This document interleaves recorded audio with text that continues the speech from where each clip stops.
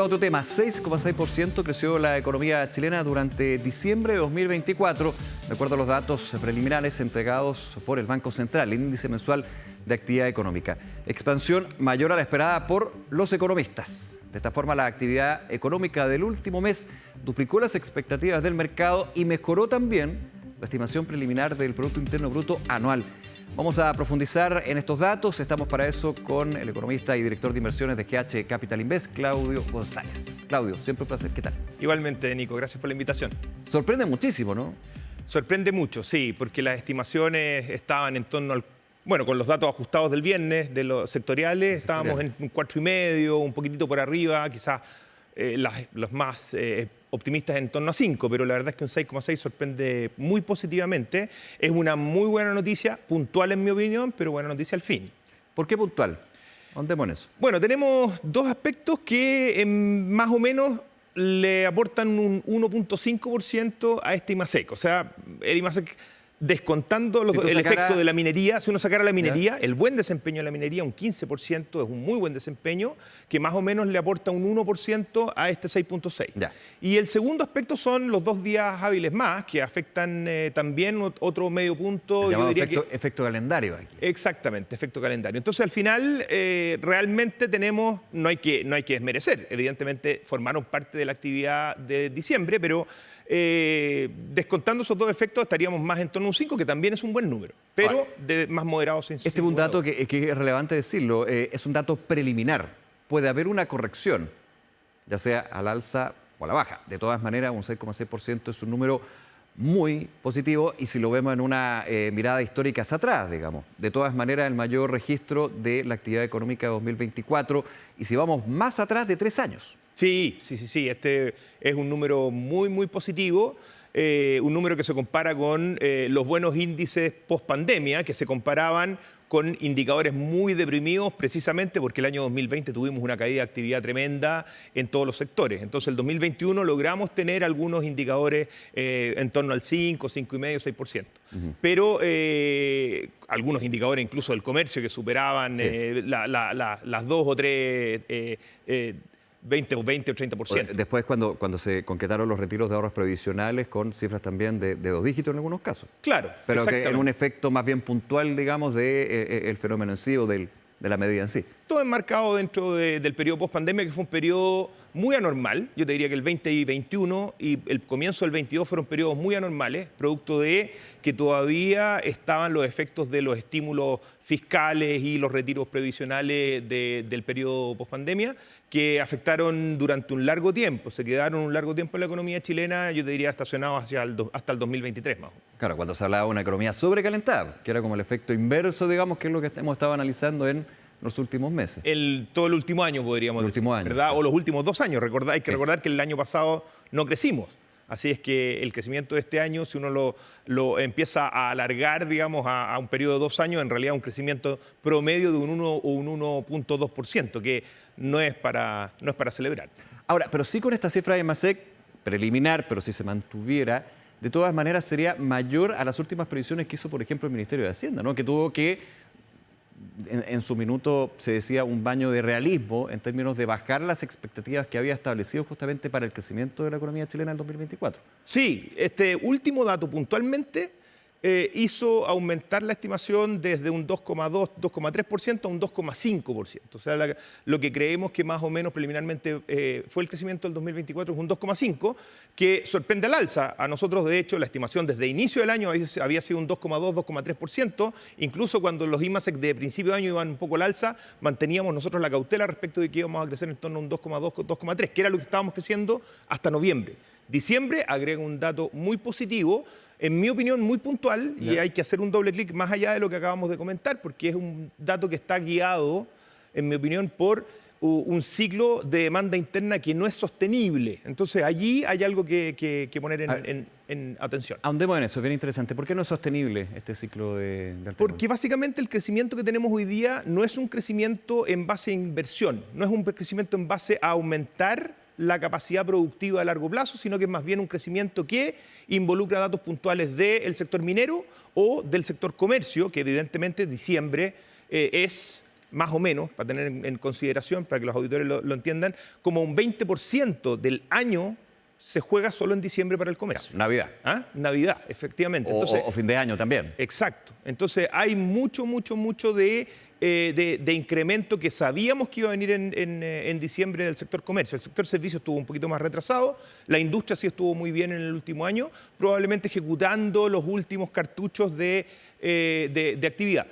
Lo que me hace pensar que en el fondo, aquí si uno mira más en perspectiva la serie de datos, lo que vemos es una gran variabilidad, ¿cierto? Meses en que crecemos bastante, en torno a un 3, un 4, un 6% de diciembre, pero meses en que caemos incluso o meses en que no crecemos. Claro. Esa gran variabilidad no viene dada porque tienes un componente de inversión que estás ocupando de manera importante, sino que básicamente porque tienes una capacidad ociosa que ocupas o dejas de ocupar de un mes a otro. ¿Ah? Entonces allí, ¿qué básicamente está pasando? Que hay una especie de shock de demanda de corto plazo, de consumo, que nos hace crecer en un mes particular, pero no en el siguiente. Y eso, en mi opinión, es un problema porque te hace pensar que creces, claro, pero no en base a la inversión, que es lo que nos gustaría para aumentar la capacidad productiva a largo plazo. Eso por el lado de la inversión, déjame hacer un triple doble clic, digamos, acá, a lo que es el comercio. Claro, en diciembre, donde el 30% de las ventas, de hecho, se juegan en el último mes del año.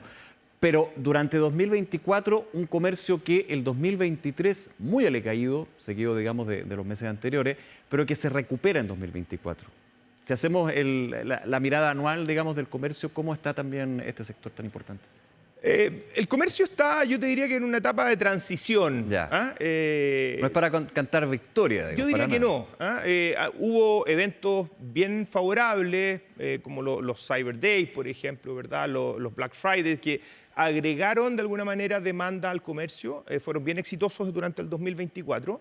El último dato de ventas en diciembre, que es básicamente Navidad, ¿verdad? Etapa navideña, hacen pensar que lo que hubo fue una gran liquidación de stocks. ¿Ah? Entonces, eso es un poco parte de lo que yo te comentaba recién, Nicolás, que es que hay mucho acumulado o gran capacidad ociosa, básicamente acumulación de stocks esperando venderse, que logro liquidar a buenos precios durante el último mes del año. Pero no hay una gran sobreinversión, es decir, aumento de capacidad metros cuadrados, porque yo creo que va a aumentar en el futuro la demanda para poder tener más inventarios en mi bodega. Eso no lo vemos pasando, sino que más bien una desacumulación de stocks. Claro, cuando se habla, digamos, de elementos más estructurales.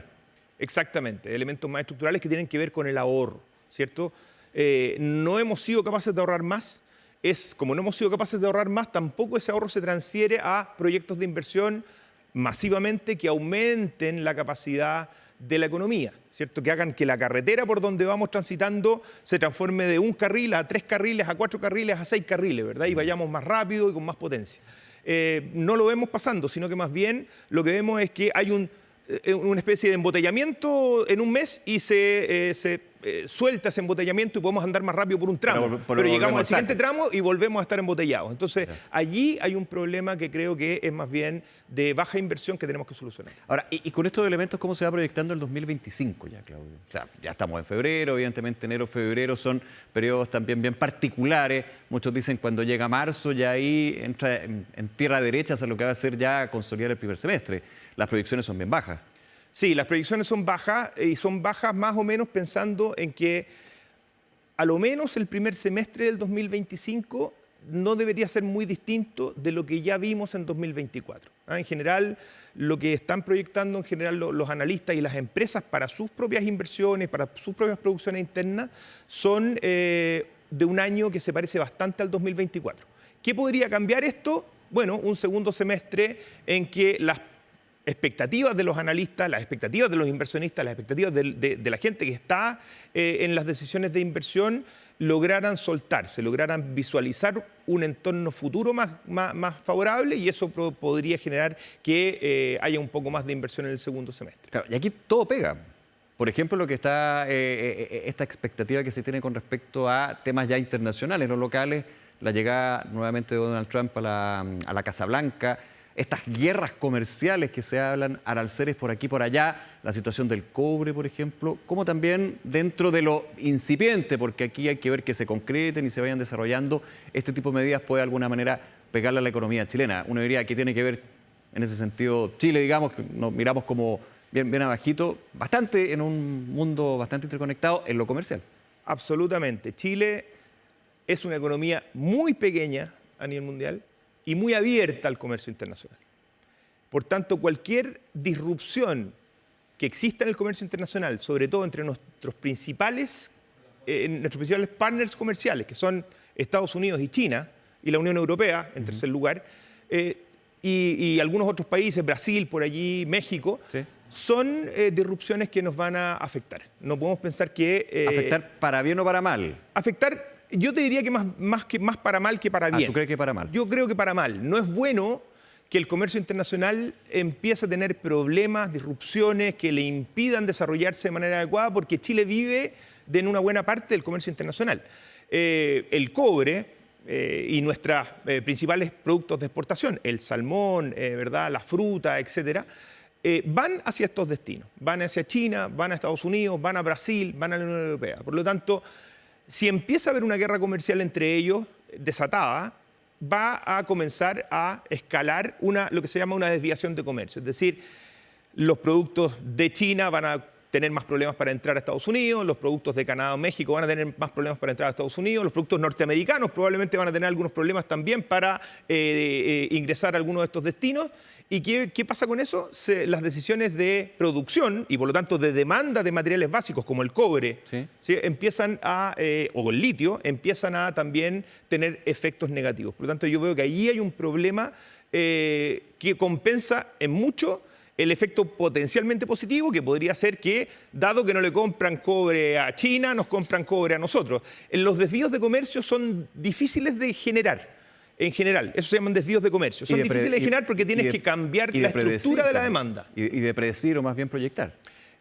Son difíciles de proyectar también, efectivamente. Pero para aquel que está tomando la decisión, que antes le compraba a China y ahora le sale más caro, puede que al parte sí logre desviar esa demanda hacia otros países y ahí podríamos tener un efecto positivo. Pero desde luego que nuestro principal partner, que es China, como consumidor de cobre, podría tener un efecto complejo en su demanda y eso nos afectaría en el neto mucho más. Y cobre, pero también te lo llevo otros productos. No tiene mucho que ver con estas guerras comerciales, pero sí la situación del gigante asiático, lo que ha sido el tema que se ha comentado de las cerezas. Las cerezas, por ejemplo. ¿Para qué decir? Exactamente, las cerezas, que es un efecto puntual, ya vimos que tuvo un efecto de baja de precio, ¿verdad?, en el último tiempo. Principalmente por una sobreoferta. Por una sobreoferta. Bueno, es lo que normalmente ocurre cuando hay un boom de algo. Ya hemos visto, por ejemplo, lo que pasó con el pádel en Chile, ¿no? Claro. Básicamente cayó el nivel de ocupación porque hubo una sobreoferta tal que evidentemente iba a hacer caer. Y es interesante eso, y la economía te da muchas explicaciones. No es tanto de que ya no se juega o no se quiera jugar, sino que hay muchos más espacios disponibles. Hay muchos espacios disponibles que se fueron creando cuando uno no podía reservar hora de ellos. Exactamente. Ese es el efecto, o sea, una sobreoferta. Básicamente oferta y demanda, una cuestión bien básica en economía que podría explicar esto que está pasando en varias industrias. Déjame volver al tema del crecimiento y muy ligado eso al empleo y súper ligado con lo que tú decías de la inflación, que las expectativas para este año no son para nada positivas. ¿Cómo también se enmarca el mercado laboral? Esto con varias novedades. Por ejemplo, con una reforma previsional que luego de una década obviamente sale. Muchos dirán, bueno, pero reforma previsional ve las jubilaciones. El mercado laboral es un componente clave, digamos, en este tema en particular también. Sí, ahí es una buena noticia, desde luego, que se haya llegado a un acuerdo en materia de pensiones. En mi opinión, desde la perspectiva de las fuentes de recursos, es un buen acuerdo. En la perspectiva de los usos de esos recursos, creo que hay varias interrogantes que a mí me surgen respecto de qué también van a ser usados esos recursos. No en términos de que van a mejorar las pensiones de las personas, sino que los ahorros acumulados, cómo van a poder capitalizarse de manera mejor de la que ha sido hasta hoy día. Eso es una interrogante que a mí no me queda clara a partir de la reforma de pensiones y creo que no fue bien tocada en este tema. Es decir, cómo llegamos recursos y lo entregamos hoy a las pensiones de las personas está bien resuelto. Sin embargo, cómo rentabilizamos esto para darle mejores pensiones futuras a las futuras generaciones es algo que a mí no me queda claro. Pero descantado eso, es una buena noticia. Esa buena noticia se nutre de un mercado laboral que tiene que fortalecerse. y de remuneraciones que deberían ir al alza. Sin embargo, los aumentos de costos remuneracionales que involucra esto en el tiempo, pero para las pymes, por ejemplo, puede ser un elemento que incorpore alguna incertidumbre respecto de la contratación, ¿cierto? Sobre todo probablemente de la mano de obra menos calificada, que es la que diríamos que tiene una elasticidad mayor, es decir, la gente que es más calificada va a ser contratada sí o sí probablemente porque tiene una habilidad muy particular que es requerida de todas maneras. Pero la gente que es menos calificada y que yo puedo sustituir por ejemplo, automatización de los procesos, podría tener algún efecto mayor. Claudio González, como siempre, muchas gracias por acompañarnos y explicarnos. No, muchas gracias a ustedes por la invitación. Que te vaya muy bien. Gracias. 11 de la mañana con 34 minutos. Hacemos una pausa.